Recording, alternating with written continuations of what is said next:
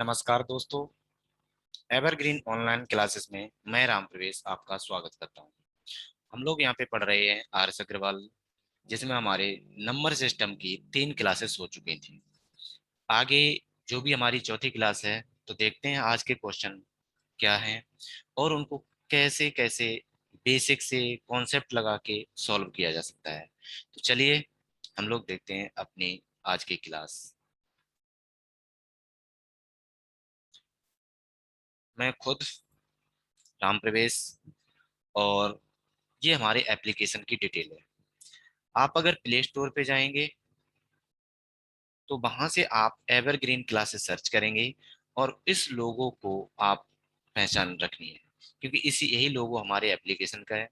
अगर आप चाहो तो डायरेक्ट यहाँ से स्कैन करो और आपको लिंक अवेलेबल हो जाएगा और डायरेक्ट आप वहां से डाउनलोड कर सकते हो। चलिए हम लोग देखते हैं आज के अपने क्वेश्चंस। पहला क्वेश्चन दिया है आपको, 127 पे पावर 127 प्लस 97 पे पावर 127 तथा 127 पे पावर 97 प्लस 97 पावर 97 का उभयनिष्ठ गुणनखंड क्या होगा। तो हम लोग करते क्या है कि पहले हम पता करते हैं कि ये संख्या किससे विभाजित है और ये वाली संख्या किससे विभाजित है। ये दोनों क्वेश्चन करने से पहले हम एक कॉन्सेप्ट आपको बता दें जो आपको पता भी होता है और आप करते भी हैं। कॉन्सेप्ट ये है कि पहला, कि अगर हम आपसे पूछें ए क्यू प्लस बी क्यू कितना होता है, तो आप बताओगे पहले ब्रैकेट में ए प्लस बी और दूसरे ब्रैकेट में A square minus A B plus B square, इतना होता है। सेकेंड, अब हम बात करते हैं नेगेटिव वाले की। तो नेगेटिव में होता है A cube minus B cube, तो ये इक्वल होता है आपका ब्रैकेट में ए माइनस बी और सेकेंड में ब्रैकेट में होता है A square plus A B plus B square. Third अगर हम बात करें तो थर्ड एक और बनता है जो हम वर्गांतर के नाम से जानते हैं, तो वो होता है A square minus B square, that is equal to first bracket में one minus A minus B और सेकेंड ब्रैकेट में होता है ए प्लस बी। ठीक है। अब जो मुझे मतलब है वो इतने मतलब है कि कोई भी number A Q plus B Q के फॉर्म में लिखा है तो वो नंबर आपका ए प्लस बी से डिविजिबल होगा, क्योंकि ये जो भी लिखे हैं ये इसके फैक्टर कह सकते हैं और फैक्टर से हर एक नंबर डिवाइड होता है। ये जो नंबर लिखा है A cube minus B Q, इसमें आपको ए माइनस बी मिलेगा और ए स्क्वायर माइनस बी स्क्वायर में आपको ए माइनस बी और ए प्लस बी दोनों मिलेंगे। अगर दोनों को हम जनरल फॉर्म में लिखें तो जनरल फॉर्म हमारी होती है ए पे पावर एम प्लस बी पे पावर एम, और हम कह रहे हैं कि जहां पे जो एम है वो आपका विषम है, मीन्स ऑड नंबर है। तो होता क्या है, इस केस में हम सिर्फ इसको ही ध्यान रखते हैं और वो क्या होता है A Q plus B cube. तो इन दोनों के बीच में साइन प्लस का है, तो हमारे भी क्वेश्चन में साइन प्लस का है। दोनों में पावर क्यू है, यहाँ पे क्यू है, तो हम जो क्यू है क्यू न लेके हम उसको विषम मान के चलेंगे, तो हम कह सकते हैं कि ये नंबर आपका ए प्लस बी से डिविजिबल होगा। ये हमारा फर्स्ट केस हो गया। सेकेंड केस लिखा है आपका A cube minus B cube, same वही चीज है, पावर गलत हमने लिख दी, यहाँ पे एन लिख के चलेंगे या एम लिख के चलो क्योंकि जनरल लिख रहे हैं। तो ए पे पावर एम और बी पे पावर एम, एम यहाँ भी आपका कैसा है, विषम है, मीन्स ऑड नंबर है। तो उस केस में जो नंबर बनने वाला है तो ये नंबर आपका ए माइनस बी से डिविजिबल होगा। थर्ड केस यही बनता है कि अगर आपका कोई नंबर ए पे पावर एम माइनस बी पे पावर एम है, लेकिन एम आपका कैसा होना चाहिए, सम होना चाहिए, मींस इवन होना चाहिए। तो इस केस में होता क्या है, ये नंबर आपका ए प्लस बी और ए माइनस बी दोनों से डिविजिबल होता है। बात समझ में नहीं आई? यही कॉन्सेप्ट हम लोग क्वेश्चन में लगाने वाले हैं। तो क्वेश्चन क्या है, देखो क्वेश्चन में दिया है कि ए प्लस बी, ए क्यू बी क्यू के फॉर्म में लिखा, दोनों के बीच में साइन प्लस है, दोनों के बीच में साइन प्लस है, यहाँ भी पावर विषम है, यहाँ भी पावर विषम है। तो अगर देखा जाए तो ये वाला ए पे पावर एम बी पे पावर एम जहाँ पे पावर विषम है, तो वो संख्या आपकी दोनों के समेसन से डिवाइड होगी। तो हम कह सकते हैं कि जो पहला नंबर है वो आपका 127 प्लस 97 से कटने वाला है। सेकेंड नंबर अगर हम कहें, ये भी नंबर आपका 127 प्लस 127 से कटने वाला है। अब अगर दोनों को ऐड करोगे तो 7 7 14, 9 12 21 और 1 22, और ये भी होना चाहिए 224। अब हमसे कह रहा है कि दोनों में से उभयनिष्ठ कितना है, मीन्स उभयनिष्ठ को इंग्लिश में बोलते हैं कॉमन कितना है। कॉमन, तो कॉमन वही होता है कि जिससे डिवाइड हो जाए। तो ये नंबर में भी एक 222 है, ये भी नंबर में से 224 है। इसका मतलब है दोनों में जो उभयनिष्ठ है वो पूरा खुद अपने आप में नंबर है, और वो नंबर हो जाएगा 224, जो ऑप्शन नंबर हमारे 4 में दिया गया है। उम्मीद करते हैं ये बात आपको अच्छे से समझ में आई होगी, और ये वाले आप फॉर्मूले को याद करना पड़ेगा। याद तो ये वाले करने हैं, और इन्हीं से रिलेट करके आपको ये वाले फॉर्मूले ही अप्लाई करने हैं। चलिए नेक्स्ट क्वेश्चन क्या दिया है। नेक्स्ट क्वेश्चन यह है कि यदि एक प्राकृतिक n संख्या हो तो 10 पे पावर n-1 के अंकों का योग कितना हो जाता है। तो हमसे पूछ रहा है n का मान कितना है। तो अगर हम आपसे पूछें कि जो हमारा जनरल फॉर्म लिखा है वो लिखा है 10 पे पावर n-1, कितना लिखा है। अब अगर n एक आपका नेचुरल नंबर है, कितना दिया, नेचुरल नंबर, और नेचुरल नंबर की शुरुआत 1 2 3 और ये होती रहती है। इसी कॉन्सेप्ट को लगा के दोनों को हमारा ये क्वेश्चन सॉल्व होने वाला। अगर हम n का वैल्यू 1 पुट करते हैं तो इस केस में जो हमारा 10 पावर n-1 है वो 9 वैल्यू देगा। अगर हम n इक्वल 2 पुट करते हैं, इस केस में हमारा 99 आएगा।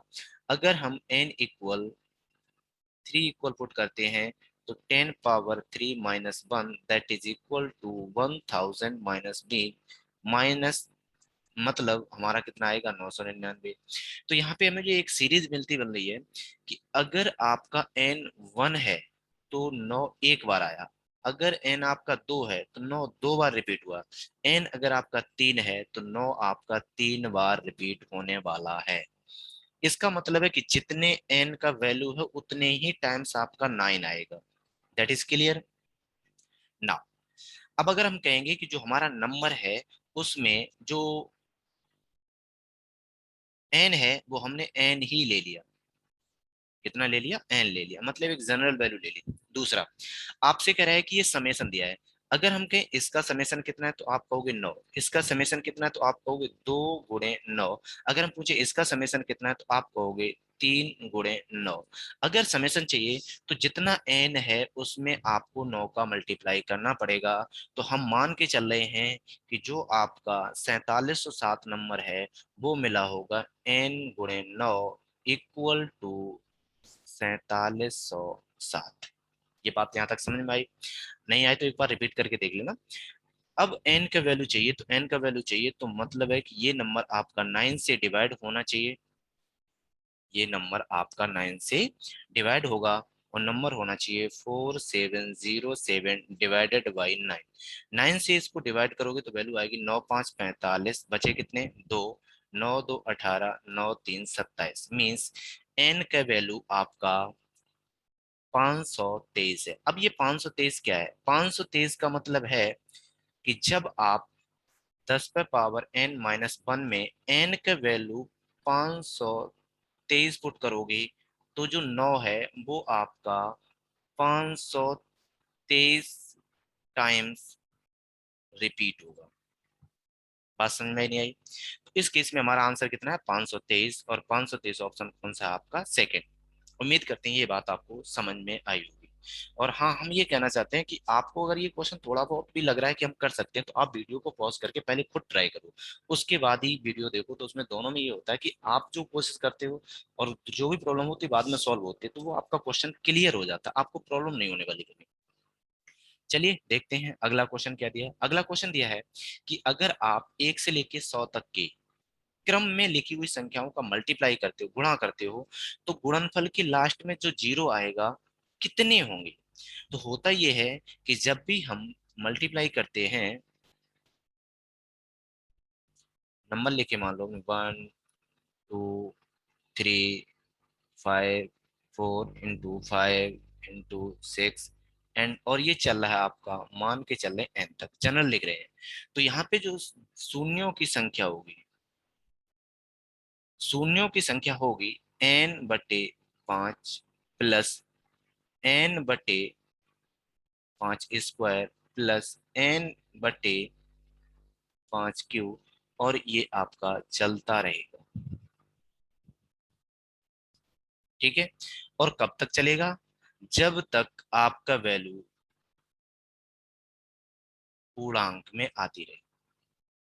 पूर्णांक तो नहीं कह सकते क्लियर, जब तक भाग जाता रहे, सीधा लिख दो, जब तक भाग जाता रहे।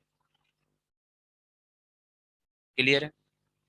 इसी कॉन्सेप्ट को यहाँ लगाने वाले हैं और क्वेश्चन हमारा दिया था 1 × 2 × 3 × 4 और अप टू 100 तक मल्टीप्लाई किया है। तो हमने लिखा है कि लास्ट में एन, तो जो एन लिखा था उस पे, तो यहाँ पे लिख सकते हैं हम 100/5 प्लस 100/5² प्लस 100/5³ और क्रम से चलता रहेगा। लेकिन हमने बोला है कि जब हमारा क्वेश्चन दिया होता है तो वहां पे सिर्फ एक ही बात ध्यान रखनी होती है कि भाग जब तक जाता रहे तब तक हम इसको करते रहेंगे, और भाग जैसे ही जाना बंद हो जाएगा हम उसको छोड़ देंगे। यहां से इसको सॉल्व करोगे तो ये नंबर लिखा है 100/5 प्लस ये नंबर लिखा है 100/25, ये नंबर लिखा है 100/125, ये भाग नहीं जाएगा आगे क्योंकि 125 आपका ज्यादा हो गया। तो यहाँ से जो नंबर बनने वाला है वो हुआ हमारा 20, यहाँ से नंबर बनने वाला 4 और दोनों का सम करोगे तो वैल्यू आएगी 24। ऑप्शन नंबर पहले में हमारा दिया हुआ। क्लियर है? ये बात समझ में आ गई होगी। चलिए देखते हैं नेक्स्ट क्वेश्चन। और हाँ, ये बात क्लियर कर लेना कि जो शून्यों की संख्या होती है वही होता है आपका n/5, n/5² n/5³ और ये क्रम से चलता रहेगा जहां तक जा पाए, मतलब है कि जब नीचे वाली संख्या से डिवाइड होता है। नेक्स्ट क्वेश्चन दिया है, भाग के क्रिया में भागफल 403, भाजक 100, शेषफल इतना दिया है तो भाज्य कितना है। जब हम किसी नंबर को भाग करते हैं, मान लो हमने लिखा है 27, भाग कर रहे हैं 4 से। ठीक है, तो आप कहोगे यहाँ भाग जाएगा 6 बार, यहाँ होगा 24, शेषफल बचेगा 3, इसको बोला जाता है भागफल, इसको बोला जाता है भाज्य, इसको बोला जाता है शेषफल और इसको बोला जाता है आपका भाजक, जिससे हमने भाग दिया। अगर चारों पॉइंटों को एक समराइज फॉर्म में लिखें तो वो होता हमारा भाज्य इक्वल भाजक भागफल प्लस शेषफल। पर एक कंडीशन लगाई जाती है, फिलहाल उसका यूज नहीं है, फिर भी हम देख के चलेंगे। और कंडीशन क्या होती है? कंडीशन होती है शेषफल के लिए कि जो शेषफल होता है, जो शेषफल होता है ये हमेशा और हमेशा आपका भाजक से छोटा होगा और शून्य से बड़ा होगा और उसके बराबर भी हो सकता है। ये शेषफल की कंडीशन होती है। अगर शेषफल वाली ये कंडीशन क्लियर है, सही साबित होती है, ट्रू साबित होती है, तो ये इक्वेशन हमारी सही है, अदरवाइज ये रॉन्ग हो जाएगी। तो चलिए देखते हैं हम अपने क्वेश्चन को। और जो क्वेश्चन है हमारा वो इस बेस पे होगा। हमसे पूछा है भाज्य कितना है, तो भाज्य हमसे पूछा गया है कितना है। हमसे पूछ रहा भाजक, भाजक दिया है हमें 100, हमें भागफल दिया है 403 और शेषफल दिया है 58।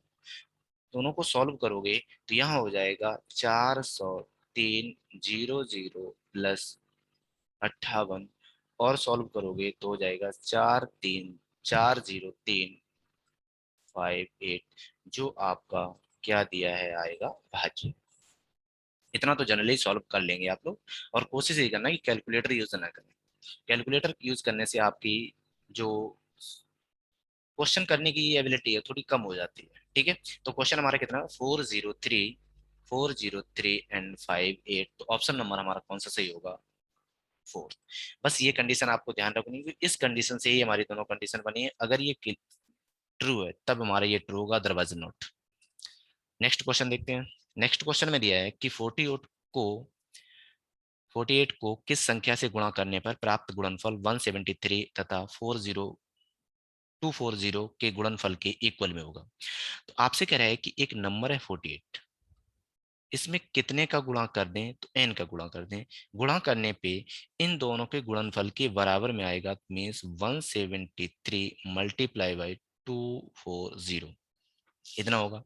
अब हमसे कह रहा है कि n का वैल्यू कितना होगा, तो आप काट सकते हो। तो ये जाएगा 24 से 2 टाइम्स और ये जाएगा 24 से 10 टाइम्स।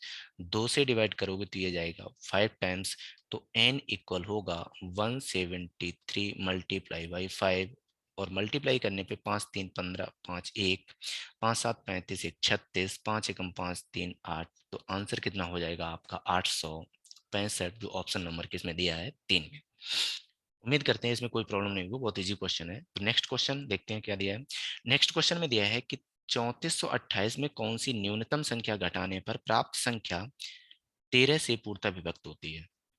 अब होता क्या है इसमें भी, सेम वही कॉन्सेप्ट है जो हमने पहले पढ़ा था, कि अगर हम कहें कि यहाँ नंबर लिखा है 37 और हम कहें कि ये नंबर आपका 4 से डिवाइड हो रहा है, कर रहे हैं हम लोग, तो होता क्या है कि 4 का टेबल पढ़ना है तो ये जाएगा 4 से 9 टाइम्स एंड 36, रिमाइंडर बचा 1। अगर हम पूछें कि इसमें कितना आपको सब्ट्रैक्ट करना है, माइनस करना, और कितना आपको प्लस करना है कि जो 37 है आपका कंप्लीट डिवाइड हो जाए, तो आप कहोगे 37 में से अगर हम 1 माइनस कर दें तो ये 4 से डिवाइड है। लेकिन 1 है क्या चीज, 1 आपका रिमाइंडर होता है। तो इसका मतलब हम कह सकते हैं कि जो भी नंबर माइनस किया जाता है वो आपका रिमाइंडर होना चाहिए। क्लियर है। अब हम कहें कि इसमें कितना ऐड कर दें, तो आपको पता है कि 37 के बाद जो भी नेक्स्ट नंबर डिविजिबल है वो आपका 40। अब 40 बनाने के लिए कितना ऐड होगा, 3। अब वो 3 है क्या, 3 आपका डिवाइजर और रिमाइंडर का डिफरेंस है, मींस डिवाइजर माइनस रिमाइंडर, इतना आपको ऐड करना होता है। अब इसी कॉन्सेप्ट में हम यहाँ लगा रहे हैं कि आप क्या करोगे, फर्स्ट ऑफ ऑल 13 से इस नंबर को डिवाइड करोगे, 3428, तो डिवाइड करने पे 13 दूनी 26, 14 में 6 गए 8, 8 बचे 2, 13 पंजे 65, 13 छक 78, बचा कितना आपका 4, 8 यहाँ आएगा। फिर डिवाइड करोगे तो 13 3 39, बचा कितना आपका 9। क्वेश्चन सेम इसी कॉन्सेप्ट पे बन गया। अब हमसे कह रहा है कि न्यूनतम संख्या घटाई जाए, तो हमने बोला है कि जो घटाने वाला काम है वो सिर्फ और सिर्फ हमारा रिमाइंडर का होता है। तो जो एक्स्ट्रा पार्ट है वही तो माइनस किया जाए। एक्स्ट्रा पार्ट कितना है, 9। तो यहाँ पे जो घटेगा वो तो होने वाला है आपका 9। क्लियर है यहाँ तक। तो 9 यहाँ पे ऑप्शन में नहीं दिया है, तो इसका मतलब हमारा ऑप्शन रहेगा नन ऑफ दीज, इनमें से कोई नहीं। पर जो हमारा आंसर है वो होना चाहिए आपका 9। यहाँ तक बात समझ में आई होगी, उम्मीद करते हैं ये क्लियर होना चाहिए। अब बात में अगर हम यहीं पे पूछते कि इसमें हम कितना जोड़ दें, कितना और ऐड कर दें, तो जब ऐड करने की बात होती तो हमने बोला ऐड किया जाता आपका डिवाइजर और रिमाइंडर का डिफरेंस। तो ऐड किया जाता आपका 13 minus 9 that is equal to 4। उस केस में हमारा आंसर 4 हो जाता अगर हमसे ये पूछता कितना ऐड किया जाए। लेकिन हमसे सब्ट्रैक्ट करवाया है, तो उस केस में हमारा आंसर 9 होगा। जो ऑप्शन में नहीं है तो उस केस में हमारा आंसर कितना होगा, नन ऑफ दीज, इनमें से कोई नहीं। चलिए नेक्स्ट क्वेश्चन देखते हैं। नेक्स्ट क्वेश्चन में दिया है कि किसी संख्या को 136 से भाग देने पर शेषफल 36 प्राप्त होता है। उसी संख्या को अगर हम 17 से भाग दें तो शेषफल क्या होगा। तो पहले हम इस क्वेश्चन को सॉल्व करते हैं, उसके बाद इसका पूरा कॉन्सेप्ट देखेंगे। तो इसको कॉन्सेप्ट को सोता क्या है कि अगर हम कह रहे हैं कि 136 से आप एक नंबर को डिवाइड कर रहे हो, तो उस केस में हमारा रिमाइंडर कितना बच रहा है, 36 बच रहा है। अब हमसे कह रहा है कि उसी नंबर को अगर हम 17 से डिवाइड करें तो रिमाइंडर कितना होगा। तो जब भी इस टाइप का क्वेश्चन होता है तो हम फर्स्ट ऑफ ऑल चेक करेंगे क्या जो नंबर पहले वाला डिवाइजर है सेकंड डिवाइजर से डिविजिबल है या नहीं है। तो 136 आपका 17 से डिविजिबल होना चाहिए। ठीक है, तो ये इससे डिविजिबल है। कितना जाएगा आपका 8 टाइम्स जाएगा। कितनी बार जाए इससे कोई मतलब नहीं, फर्स्ट ऑफ ऑल कि ये डिविजिबल होना चाहिए, तो डिविजिबल है। अगर ये डिविजिबल है तो 17 का भाग हम सीधा किस में देंगे, पहले वाले रिमाइंडर में। तो आप इसके रिमाइंडर में दोगे तो आपको पता है कि 36 को अगर आप 17 से डिवाइड करोगे तो अप टू 34 तो कटेगा, रिमाइंडर कितना बचेगा 2। तो इसका भी रिमाइंडर कितना आने वाला है आपका 2 आने वाला है। तो इसका जो हमारा आंसर हुआ वो कितना हुआ, 2 हुआ। अब इसका कॉन्सेप्ट देखते हैं होता क्या है। इसमें एक कॉन्सेप्ट अप्लाई होता है और वो कॉन्सेप्ट क्या होता है, मुझे जो भाग विधि वाली कंडीशन पता है वही यहाँ पे लगने वाली है। तो वो देखते हैं क्या दिया है। अगर हम आपसे पूछें कि एक भाज्य वही दिया है, भाज्य इक्वल ये होता है आपका भाजक गुणे भागफल प्लस शेषफल, यही होता है। अब इस क्वेश्चन में जो दिया था वो देखो, हम भाग दे रहे हैं 136 से, शेषफल बच रहा है 36। हम भाग दे रहे हैं 136 से, शेषफल बच रहा है 36। अब हम पूछे कि वो नंबर ज्ञात करो जो आपने यहाँ पे n माना था। तो उस केस में क्या होता है कि अगर हम इसको n माने तो मुझे n की वैल्यू कैलकुलेट करनी है। n की वैल्यू तभी कैलकुलेट हो पाएगी जब आपके पास ये वाला पार्ट होना चाहिए, मतलब भाजक होना चाहिए, पर नहीं है। तो हम क्या मान के चलते हैं कि ये जो नंबर दिया है वो x है। वो नंबर कितना है आपका x, मीन्स भाग x बार गया होगा, मान के चले कितनी बार भी तो गया होगा। अब x कौन सा है, नेचुरल नंबर होगा। x जो यहाँ पे होगा एक आपका होल नंबर होगा, होल नंबर्स होंगे, मीन्स 0 1 2 और ये इनफाइनाइट तक कुछ भी हो सकता है। तो इसलिए हमने x मान लिया। तो इस केस में जो हमारा n है वो हो जाएगा आपका 136x प्लस 36, यही दिया है। अब आपसे कह रहा है कि जो नंबर है वो आपको अगर हम 17 से डिवाइड करें तो रिमाइंडर कितना होगा, शेषफल कितना देगा। तो होता ये है कि अगर हम इसको डिवाइड करें तो यहां से जब 17 से इस पार्ट को डिवाइड करोगे पहले पार्ट को, तो ये डिविजिबल है और उस केस में हमारा रिमाइंडर कितना आ जाएगा 0। तो हम क्या करते हैं, अब 36 को डिवाइड करेंगे तो उस केस में रिमाइंडर हमारा कितना आएगा 2। यहाँ पे रिमाइंडर 0, यहाँ पे रिमाइंडर 2, तो यहाँ पे रिमाइंडर आपका 2 plus 0 divided by 17 that is equal to 2। अब होता क्या है कि अगर ये पहले वाला पार्ट आपका इससे डिविजिबल हो गया तो यहाँ से जो रिमाइंडर है वो आने वाला 0 हो गया। अब इसका मतलब है कि जो रिमाइंडर है वो सिर्फ एक ही पार्ट पे डिपेंड है, पहले वाले शेषफल पे। बात समझ में आई नहीं? इसलिए हम लोग क्या करते हैं कि हम पहले करते हैं, जैसे नंबर दिया था कि 136 से डिवाइड करने पर 36 आ रहा है, तो आप 17 से डिवाइड करो तो रिमाइंडर क्या होगा। हम सिर्फ ये चेक करते हैं क्या ये नंबर ये डिविजिबल है या नहीं है। ये डिविजिबल होगा अगर क्वेश्चन पूछा जाएगा, नहीं होगा तो वो भी हम देखेंगे। तो यहाँ से ये डिविजिबल है, अगर ये डिविजिबल है तो हमारा रिमाइंडर किस पे डिपेंड कर रहा है, तो पहले वाले शेषफल पे। तो हम सीधा भाग इसमें देंगे और उस केस में हमारा रिमाइंडर कितना हो जाएगा, 2 हो जाएगा। ये हमारा कॉन्सेप्ट था और इसी कॉन्सेप्ट पे हमारा ये क्वेश्चन था। तो उम्मीद करते हैं ये बात आपको समझ में आई होगी। तो चलिए देखते हैं नेक्स्ट क्वेश्चन क्या दिया है, सेम उसी पैटर्न पे दिया है। नेक्स्ट क्वेश्चन दिया है कि अगर हम किसी नंबर को 156 से डिवाइड करें, मतलब है कि एक नंबर को हम 156 से डिवाइड करें, वो नंबर कौन सा था, एन हमने मान लिया, तो शेषफल आता है आपका 29। अब हमसे कह रहा है कि उसी नंबर को अगर हम 13 से डिवाइड करें तो नंबर क्या, मतलब रिमाइंडर क्या आएगा। तो अगर आप उसी नंबर को एन से, मतलब एन उस नंबर को 13 से डिवाइड करोगे तो उस केस में रिमाइंडर कितना होगा। तो यही चीज हमने बताई थी कि हम क्या करेंगे, फर्स्ट ऑफ ऑल पहले वाले भाजक को दूसरे वाले भाजक से चेक करेंगे जो हमने यहाँ पे किया था। यही कॉन्सेप्ट दिया है।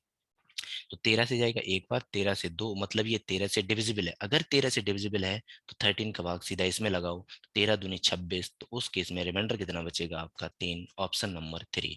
इसमें हम कोई भी एक्स्ट्रा नहीं देखेंगे क्योंकि हम इसे क्वेश्चन पीछे कर चुके हैं। चलिए नेक्स्ट क्वेश्चन देखते हैं।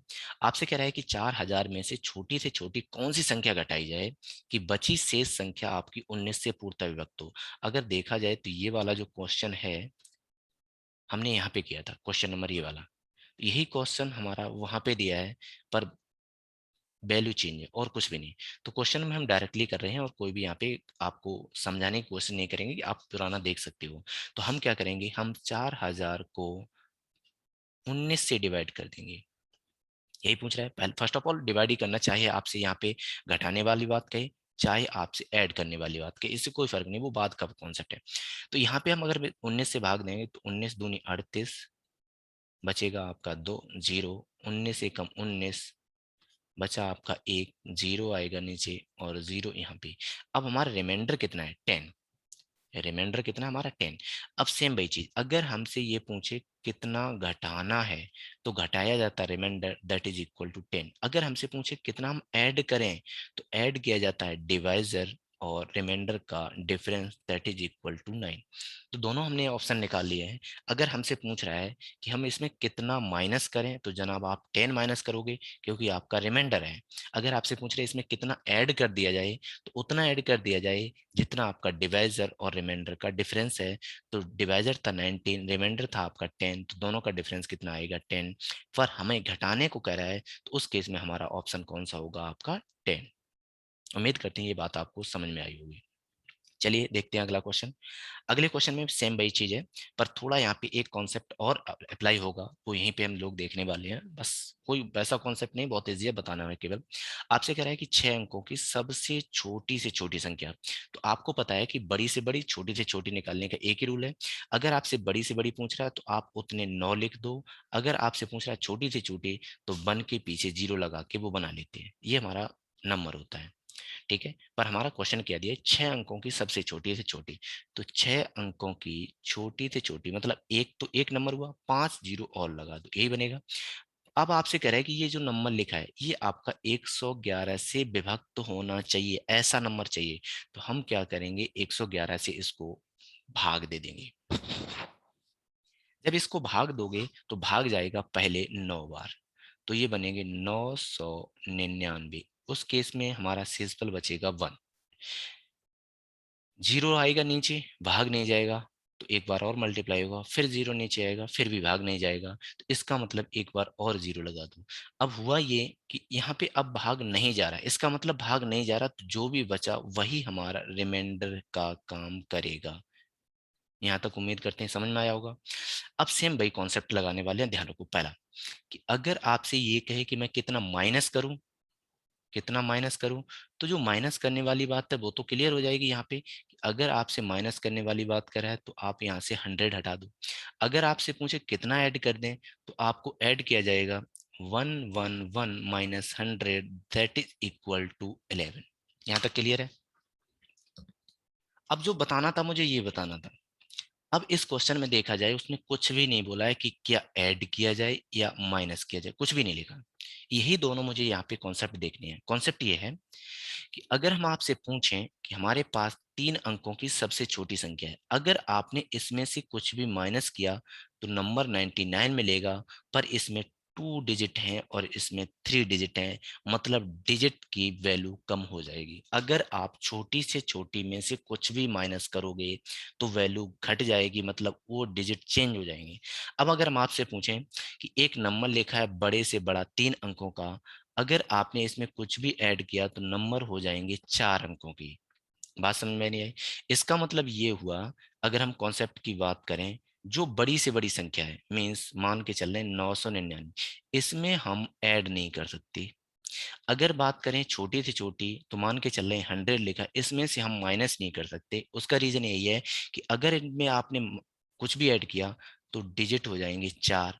अगर इसमें से आपने कुछ भी माइनस किया तो एक डिजिट कम हो जाएगा, मतलब है कि जितने डिजिट का नंबर मुझे चाहिए वो नहीं मिलेगा। बात समझ में आई नहीं आई। अगर यहाँ तक ये क्लियर है तो यही कॉन्सेप्ट लगा के हमारा क्वेश्चन होने वाला है। अब क्वेश्चन ये था कि 6 अंकों की सबसे छोटी छोटी, इसका मतलब है कि छोटी से छोटे नंबर में से हम कुछ भी माइनस नहीं करेंगे। अब माइनस नहीं करेंगे तो सिर्फ एक ही कॉन्सेप्ट बचता है, क्या हम उसमें कुछ ऐड करेंगे। तो ऐड करने पे हमारा नंबर पहले था 1 लाख, अब उसमें आप 11 और ऐड करोगे तो नंबर हो जाएगा 10011। तो 10011 ऑप्शन नंबर 3। उम्मीद करते हैं ये बात आपको समझ में आई होगी। पर एक ही कंडीशन ध्यान रखनी है कि छोटे से छोटे में से कुछ घटाया नहीं जाएगा और बड़े से बड़े में कुछ ऐड नहीं किया जाएगा, क्योंकि छोटे में से छोटे घटा दोगे कुछ भी तो नंबर और कम हो जाएंगे। 5 अंक वाली 4 की रह जाएगी, 4 वाली 3 की रह जाएगी, ये कॉन्सेप्ट इसमें चलता है। चलिए देखते हैं नेक्स्ट क्वेश्चन क्या दिया है कि वह छोटी से छोटी संख्या जिसे इसमें जोड़ने पर प्राप्त संख्या 11 का गुणज हो, मीन्स 11 का गुणज है मतलब 11 से डिवाइड हो। ठीक है, बस इतना ध्यान रखना, 11 से कैसे होने चाहिए, विभाजित होने चाहिए। भाग दे दो, सेम वही चीज है। 11 से भाग दोगे तो नंबर है 803642। तो 11 से भाग जाएगा 7 टाइम्स, तो यहाँ पे हुआ 77। नंबर बनेगा आपका रिमाइंडर 3, 3 कॉमन नीचे आएगा तो एक बार 3 बार जाएगा, तो यहाँ पे बना 33, दैट इज रिमाइंडर 0। 6 नीचे आएगा, भाग नहीं जाएगा 0, फिर 4 लोगे आप, अब भाग जाएगा 5 टाइम्स, क्योंकि 66 बनेगा वो बनेगा नहीं, तो 55। 55 में से आप माइनस करोगे तो वैल्यू बचेगी 9, और 2 नीचे आएगा तो अब जाएगा 8 टाइम्स, तो बनेगा 88, और रिमाइंडर बचेगा आपका 4। यहाँ तक तो आप कर लेंगे, उम्मीद करते हैं, इतना तो सबको आता है। अब जो कॉन्सेप्ट है सेम वही कॉन्सेप्ट फिर अप्लाई होगा और ऑप्शन हमारा चलेगा। हमसे कह रहा है जोड़ने पर कटे, और जोड़ा जाता है आपका भाजक और शेषफल का difference, means 11 - 4 that is equal to 7। आप इस नंबर में अगर 7 और ऐड कर दो तो जो भी नंबर मिलेगा वो आपका 11 से डिवाइड होगा, मीन्स 803642। आप इसमें 7 ऐड करोगे अगर, तो यहाँ बन जाएगा 946308। ये नंबर आपका 11 से अब डिविजिबल है। ये हमसे पूछा गया था। अगर हमसे नंबर पूछे तो यही नंबर होगा। हमसे पूछे कि कितना ऐड करें तो जनाब 7 ऐड कर दो। अगर हमसे पूछे कितना माइनस करें तो माइनस किया जाता है शेष पल, तो आप 4 माइनस करते हैं। उम्मीद करते हैं ये बात आपको समझ में आई होगी। चलिए नेक्स्ट क्वेश्चन देखते हैं। हमसे कह रहा है कि 3 अंकों की सबसे छोटी से छोटी संख्या कौन सी है जो आपकी 14 से पूर्ण विभाजित है। आप एक खुद सोचो कि 3 अंकों की सबसे छोटी से छोटी, 3 अंकों की सबसे छोटी यही है, इसको आप 14 से डिवाइड करोगे तो भाग दे दो, 14×7=98। प्रोसेस से बता रहे हैं तो बचा रिमाइंडर 2। हमने बोला है कि मुझे कितना ऐड कर दें, कितना ऐड कर दें, तो ऐड किया जाता है भाजक और शेषफल का difference, means 14 - 2 that is equal to 12। अगर 12 ऐड करोगे तो पहले नंबर था हमारा 100, 12 और ऐड करोगे तो वैल्यू हो जाएगी आपकी 112। यहाँ तक की बात समझ में आई नहीं आई? नंबर कितना बना, 112। हमसे पूछे कितना ऐड करें तो 12 ऐड करें, ऐड करने के बाद नया नंबर कौन सा मिलेगा, तो नया नंबर होगा आपका 112। अब आप हम जो बता रहे हैं वो चीज ये थी कि आप अगर नंबर छोटा है तो सीधा 14 का टेबल पढ़ लो। 14 का टेबल पढ़ोगे तो 14×8 112 और 14×7 98। तो ये छोटा है और ये बड़ा है, इसका मतलब अगला जो 14 से कटने वाला नंबर है वो कितना आपका 112 है। तो ऑप्शन नंबर फर्स्ट है। नेक्स्ट क्वेश्चन, 5 अंकों की वह बड़ी से बड़ी संख्या ज्ञात करो जो 463 से पूर्णतः विभाजित हो। 5 अंकों की बड़ी से बड़ी, तो बड़ी से बड़ी 5 9 लिख दो, मतलब 1 2 3 4 5। अब आपसे कह रहा है कि ये संख्या किससे कटनी चाहिए, 463 से। सिर्फ भाग देना और कुछ भी नहीं, तो भाग दे दो। भाग देने पे पहला, अगर ये भाग जाएगा आपका 2 बार तो देख लो क्या जा रहा है, 463 का डबल, तो 2×3 = 6, 2×6 = 12, 2×4 = 8, 1 9 जाएगा तो जाएगा, तो ये 2 टाइम्स जाएगा। 2 टाइम्स जाने पे बनेगी 9×2 = 6, रिमाइंडर बचेगा 3 7, और अब 9 नीचे आएंगे, अब नहीं जाएगा, भाग जाएगा सिर्फ अब सिंगल टाइम्स, मतलब एक बार जाएगा। तो एक बार भाग जाने पे बनेगा इतना 1 और 463, तो बचा कितना 6, 13 में 6 गया, 13 में 6 गया, कितना बचा आपका 7, और 6 में थे 4 गए 2, 9 नीचे आ जाएगा। अब 4 का टेबल पढ़ना है 27 टाइम्स, 27 के लिए, तो 4×6 = 24, तो 6 बार जाएगा। देख लेंगे कि उसमें 4×6 = 24, 4×7 = 28, ज्यादा 6 बार जाएगा। 6×3 = 18, 6×6 = 36 और 1 37, 3 6×4 = 24 और 3 27। अब देखा जाए तो ये ज्यादा हो गया, ये ज्यादा हो गया, तो भाग जाना चाहिए था आपका 5 बार। भाग कितनी बार जाएगा आपका, 5 बार। 5 बार दे लो, तो 5×3 = 15, 1 5×6 = 30, 1 31, 5×4 = 20, 3 23, तो कितना बचा आपका 4 5, और 7 में से 3 जाएगा तो 4, इतना रिमाइंडर बचा और कुछ नहीं। अब कॉन्सेप्ट वही चलेगा सेम, वही कॉन्सेप्ट और कुछ भी नहीं। देखो 5 अंकों की बड़ी से बड़ी संख्या, हमने ये कॉन्सेप्ट बताया था कि मान लो हमने लिखी 3 अंकों की बड़ी से बड़ी संख्या, इसमें आप अगर कुछ भी एक ऐड कर दिए, मिनिमम 1 ऐड किए अगर आप, तो नंबर हो जाएगा 1000 मीन्स 1000, और इसमें अब अंक कितने हो गए 4। अगर नंबर बड़े से बड़ा है तो सिर्फ वहां एक ही कंडीशन बचती है, घटाने की, और मुझे पता है घटाया क्या जाता है, शेषफल। तो जो नंबर घटेगा वो तो है आपका 454, पर घटेगा किसमें से, 5 अंकों की बड़ी से बड़ी संख्या। इसका मतलब अगर हमारा क्वेश्चन इतना होता कितना घटाएं, तो उस केस में हमारा आंसर यही होता है 454, लेकिन हमसे पूछा वो नंबर कौन सा है, तो आपको 9999 5 बार में से 454 आपको माइनस करना पड़ेगा। तो यहाँ बचेगा 5, यहाँ बचेगा 4, यहाँ बचेगा 599।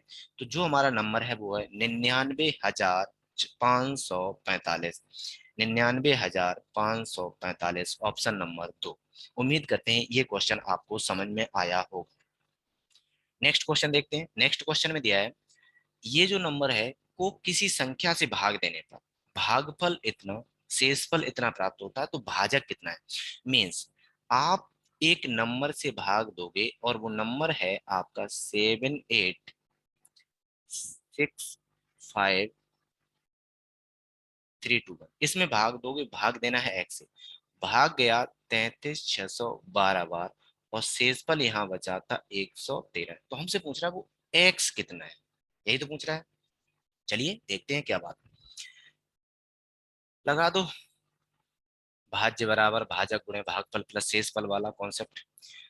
तो जब वो कॉन्सेप्ट लगाओगे तो आपकी इक्वेशन होती है भाज्य इक्वल भाजक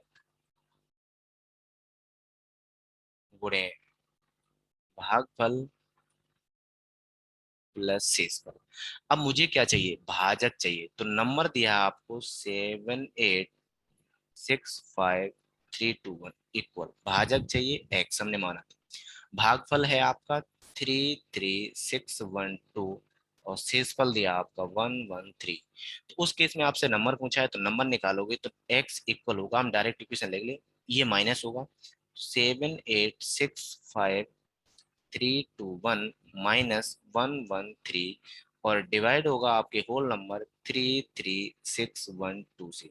और हम यूज कर रहे हैं कैलकुलेटर, आप कोशिश करना लगाने की, क्योंकि अगर हम सॉल्व करेंगे तो लगेगा टाइम।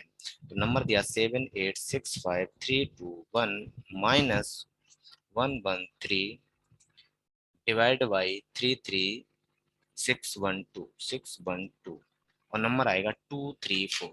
इसको जब सॉल्व करोगे तो वैल्यू लास्ट में कितनी आएगी, 234।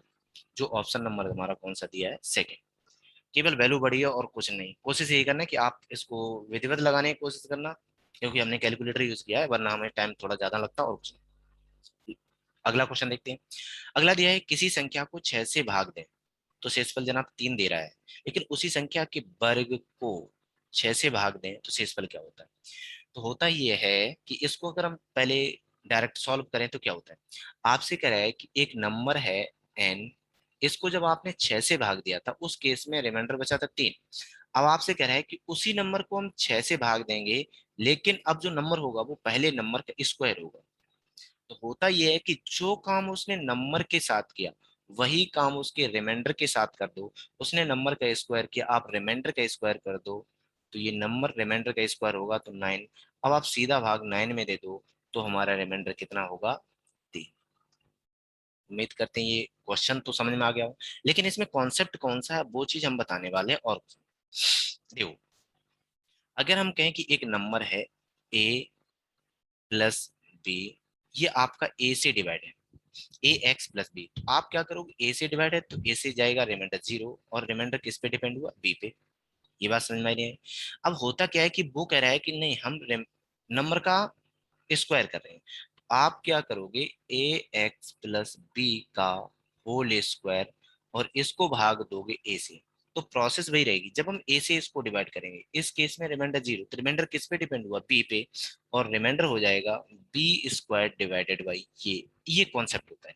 तो वही चीज हमने यहाँ पे की, हमने रिमाइंडर का स्क्वायर किया और भाग दे दिया, यहाँ पे हमने रिमाइंडर का स्क्वायर किया और भाग दे दिया, तो ये कॉन्सेप्ट यहाँ पे लगाया जाता है।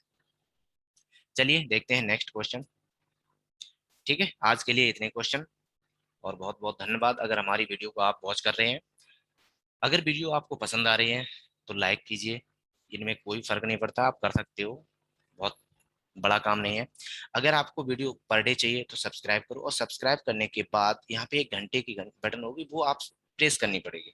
सब्सक्राइब करने का सिर्फ मतलब ये है कि हम वीडियो डालेंगे तो आपके वहां जाएगा, लेकिन अगर आप घंटी के बटन को प्रेस करेंगे तो इससे मतलब सिर्फ ये होता है कि अगर हम वीडियो डालेंगे आपको नोटिफिकेशन जाएगा। तो ये जरूरी होता है, ये जरूरी होता है आपको, ठीक है। और अगर ये वीडियो पसंद आ रही हो तो जो भी आपका जानने वाला हो, बस जानने वाला ऐसा नहीं कि आप किसी को भी शेयर कर दो, वो देखे ना देखे उससे मतलब नहीं, जिसको जरूरत है, जो चाहता है कि मुझे पढ़ना है, उसके लिए उसको शेयर करो और किसी को नहीं, ठीक है। तो आज के लिए बहुत बहुत धन्यवाद, और फिर मिलेंगे नेक्स्ट क्लास में नए उत्साह के साथ। बहुत बहुत धन्यवाद।